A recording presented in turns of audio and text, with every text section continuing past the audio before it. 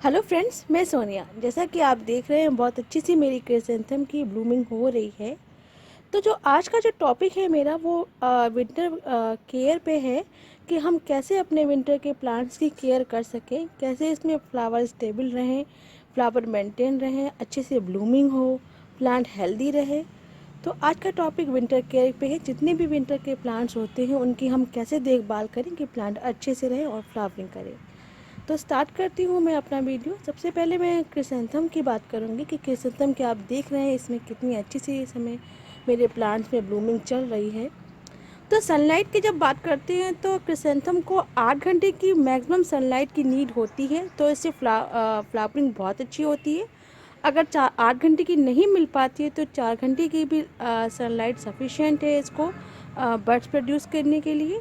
तो सनलाइट इसको बहुत अच्छी चाहिए होती है। कभी कभी प्लांट बहुत हेल्दी हो जाते हैं फिर भी उनमें बर्ड्स नहीं आती है, तो वो रीज़न होता है कि सनलाइट उनको प्रॉपर नहीं मिल रही होती है, तो उसकी वजह से भी उनको बर्ड्स नहीं आती है। सेकंड पॉइंट, फर्टिलाइज़र अगर आप उसको दें तो लिक्विड फर्टिलाइज़र बहुत पसंद करती है क्रिसेंथम। और काऊ डंग अगर आप इसकी सॉइल मीडिया में यूज़ करते हैं तो बहुत अच्छा रहता है। तो काऊ डंग से इसकी जो भी फ्लावर जो होते हैं उनमें कलर बहुत ही प्यारा आता है। और थर्ड पॉइंट, जो आप वाटरिंग करते हैं तो जब फ्लावर आने टाइम होता है तो वाटरिंग की बहुत अच्छी नीड हो जाती है फ्लावर जिस समय क्रिसेंथम में आता है। तो वाटर ओवर वाटरिंग ना करें, लेकिन हाँ वाटरिंग का ध्यान रखें। सॉइल हमेशा मॉइस्ट रहनी चाहिए, ड्राई नहीं होनी चाहिए।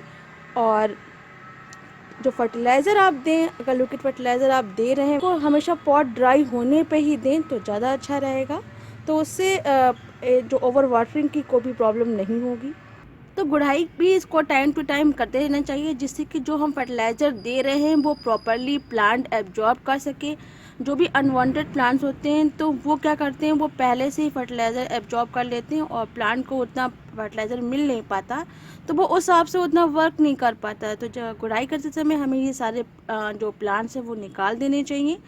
तो गुड़ाई भी करना मस्ट होता है, और टाइम टू टाइम आप गुड़ाई करते रहेंगे तो ये जितने भी अनवांटेड प्लांट्स हैं वो भी हटते चले जाएंगे।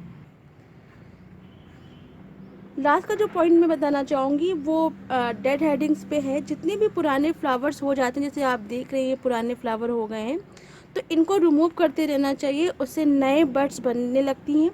और उनको बीच बीच में अगर आप फर्टिलाइज़र दे देते हैं तो और भी ज़्यादा फ्लावर प्रोड्यूस होते हैं।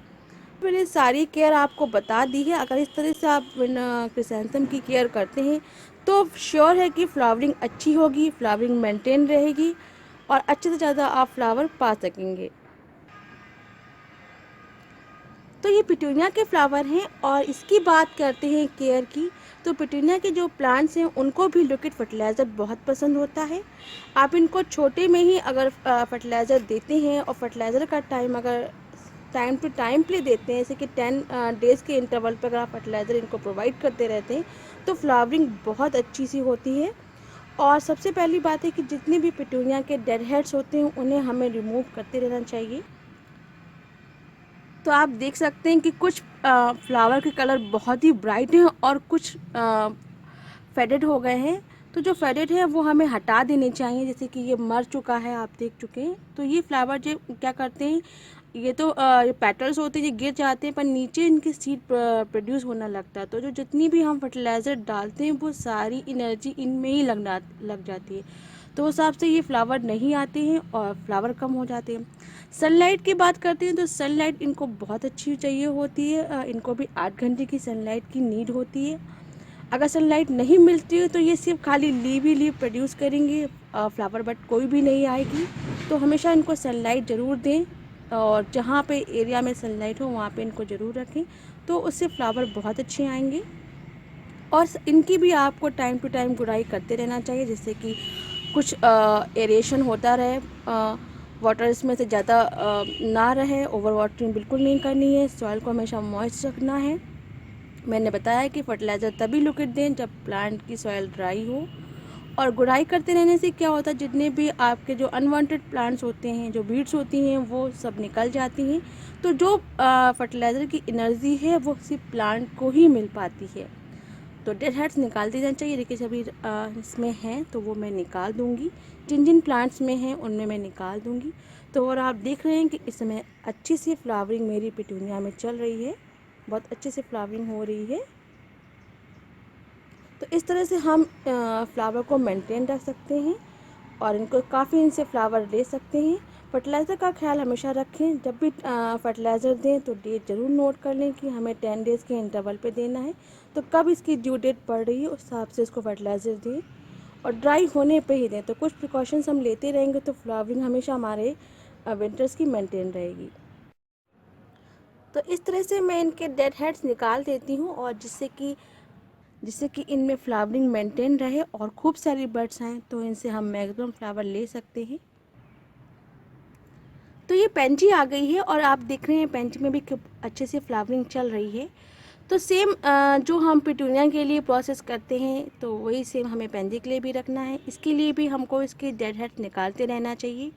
और देखिए आप अनवांटेड प्लांट्स इसमें देख रहे हैं तो वो मैं बाद में निकाल दूंगी। तो ये क्या करते हैं, जो भी हम फर्टिलाइज़र डालते हैं ये खुद में जो उनकी एनर्जी वो खुद ले लेते हैं, वो उन्हें प्रॉपरली मिल नहीं पाती है। तो ये आप हमेशा रिमूव करते जाएं, टाइम टू टाइम गुड़ाई करते जाएं।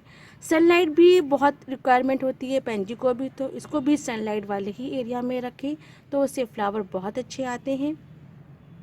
फर्टिलाइज़र मैंने बता रखा है आपको, लिक्विड फर्टिलाइज़र आप सब प्लांट में दे सकते हैं। ऑलरेडी मैंने इस पर एक वीडियो बनाया हुआ है लिक्विड फर्टिलाइज़र पे, तो प्लीज़ उसको ज़रूर चेक कीजिए।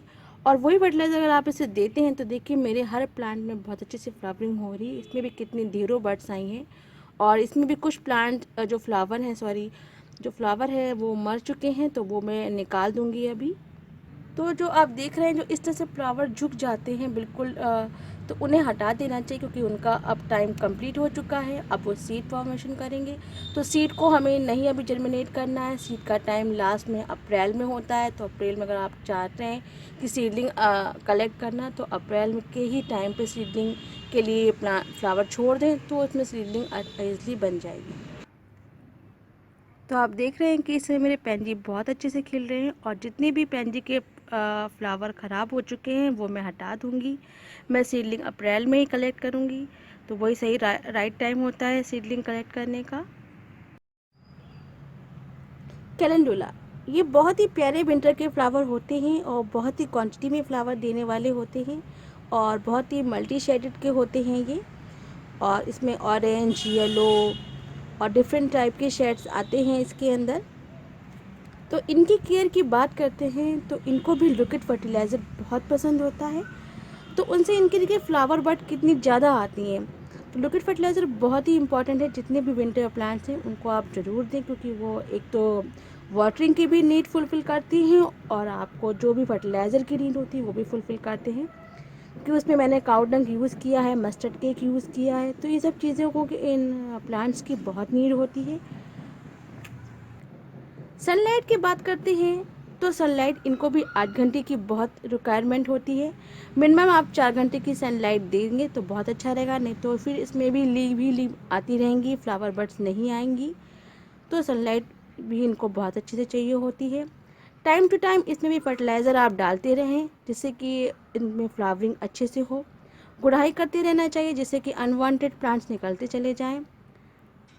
डेड हेडिंग्स हमेशा करते रहना चाहिए। आप देख सकते हैं कि इसमें देखिए सीड बनने लगे हैं, फ्लावर ओवर हो गया है और सीड फॉर्मेशन शुरू हो गया है। तो जब सीड फॉर्मेशन बनने लगता है तो फ्लावर थोड़े से कम आने लगते हैं, प्लांट की ग्रोथ भी रुक जाती है क्योंकि सारी एनर्जी वो सीड को बनाने में ही ले देता है। इसलिए ये हमें रिमूव कर देना चाहिए। सीड हम तभी लेंगे जब अप्रैल आएगा, अप्रैल से पहले सीड लेंगे तो कोई फ़ायदा नहीं है। तो हमें फ्लावर जितने मैक्सिमम चाहिए तो हमें ये है ना हटाते रहना चाहिए।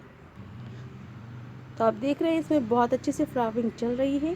तो इन सब चीज़ों का हम अगर केयर करते हैं तो हर एक प्लांट में बहुत अच्छे से फ्लावरिंग होती है और बहुत सुंदर लगते हैं जब ये फ्लावर खिलते हैं और फ्लावर मेंटेन रहते हैं विंटर के। तो ये कोरियाफिस का प्लांट है और इसके कितने प्यारे फ्लावर निकले हैं आप देख सकते हैं। ये भी येलो शेड में है।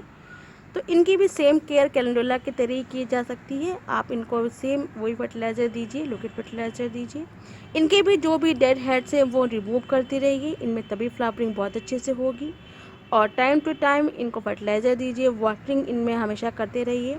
सॉइल हमेशा मॉइस्ट रहनी चाहिए। विंटर के जितने भी प्लांट्स होते हैं उनको मतलब ओवर वाटरिंग मत कीजिए।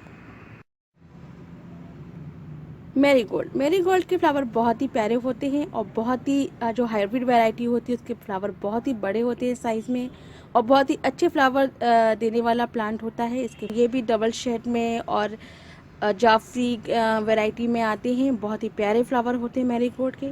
तो मैरीगोल्ड की भी फ्लावरिंग को भी मेंटेन करने के लिए हमें लिक्विड फर्टिलाइज़र उसको देना चाहिए।